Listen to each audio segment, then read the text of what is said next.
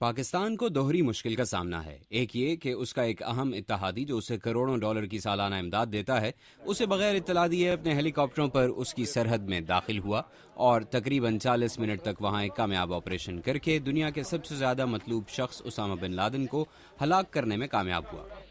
دوسرے یہ کہ اسامہ بن لادن گزشتہ 5 سال سے پاکستان کی ایک فوجی چھاونی کے قریب مقیم تھا۔ پاکستانی عوام اور چند سیاسی جماعتیں جہاں ایک طرف امریکہ کی طرف سے اپنے ملک کی سرحدوں کی خلاف ورزی پر نالاں ہیں، وہیں یہ سوال بھی اٹھ رہا ہے کہ ان کے ملک کے خفیہ ادارے آخر کیوں کر اسامہ کی ایبٹ آباد میں موجودگی سے بے خبر رہے۔ امریکی حکومت کو دہشت گردی کے خلاف جنگ میں پاکستان کے کردار اور دیانتداری پر سوالات کا سامنا ہے، جن کا جواب اوباما انتظامیہ ملے جلے بیانات سے دے رہی ہے۔ ارنسٹ اسٹاک سابق امریکی رکن کانگریس ہیں۔ وزیر خارجہ نے سفارتی طریقے سے بات کی اور یہی ان کا کام ہے۔ وہ یہ کہنا چاہتی تھیں کہ اسامہ بن لادن کا سراغ لگانے کے لیے کی جانے والی کوششوں میں پاکستان کی مدد شامل تھی، مگر لیون پینیٹا فائنل آپریشن کے بارے میں بات کر رہے تھے، جس میں انہوں نے پاکستانی تعاون کے بجائے فائنل آپریشن کے بارے میں بتایا کہ یہ امریکیوں نے کیا تھا۔ وہ اپنے لوگوں کی کامیابی کی تشہیر کرنا چاہتے تھے، جبکہ وزیر خارجہ ہلری کلنٹن پاکستان کے ساتھ طویل مدتی تعلقات کی بات کرنا چاہتی تھیں۔ مگر سفارتی کوششیں تعلقات میں یکدم بڑھنے والی کشیدگی کو کم نہیں کر پا رہی۔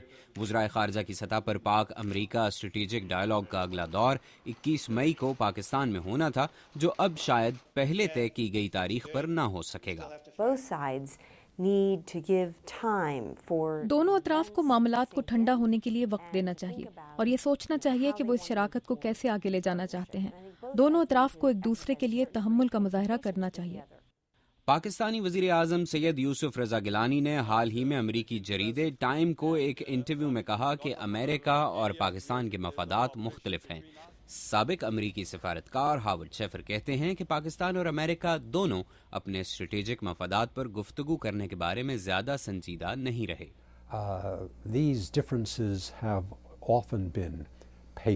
ان اختلافات کو اکثر نظر انداز کیا جاتا رہا ہے، مگر جیسا کہ ہم نے ماضی میں دیکھا کہ جب تعلق میں مشکلات آئیں تو ان اختلافات کی وجہ سے چند سنجیدہ مسائل پیدا ہو گئے اور اب بھی یہی ہو رہا ہے۔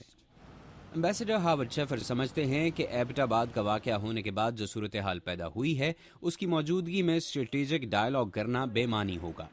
وزیر اعظم یوسف رضا گیلانی نے یہ بھی کہا تھا کہ وہ عوام کی مرضی کے خلاف امریکہ سے تعاون جاری نہیں رکھ سکتے، اس لیے امریکہ کو پاکستانیوں کے دل جیتنے کے لیے کوئی بڑا قدم لینا ہوگا۔ لیسا کرٹس واشنگٹن کے ایک قدامت پسند تھنک ٹینک ہیریٹیج فاؤنڈیشن سے وابستہ ہیں۔ وہ کہتی ہیں کہ امریکہ اپنی طرف سے تمام تر کوششیں کر چکا ہے۔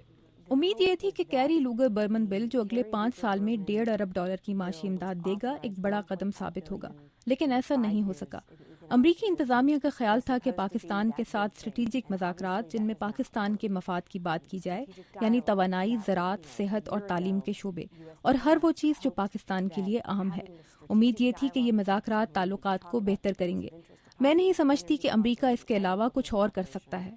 امریکی مبصرین کا کہنا ہے کہ امریکہ اور پاکستان کے تعلقات انتہائی نازک موڑ پر ہیں، مگر پاکستان کو خود بھی ایک نازک صورتحال کا سامنا ہے۔ پاک امریکہ تعلقات کے مستقبل پر امریکی تجزیہ کاروں کا کہنا ہے کہ اس کا فیصلہ پاکستان کے ہاتھ میں ہے، جبکہ بعض مبصرین یہ بھی کہتے ہیں کہ ان مذاکرات میں ممکنہ تاخیر کی وجہ یہ ہے کہ پاکستانی حکومت میں وفاقی وزیر خارجہ کا عہدہ تاحال خالی ہے۔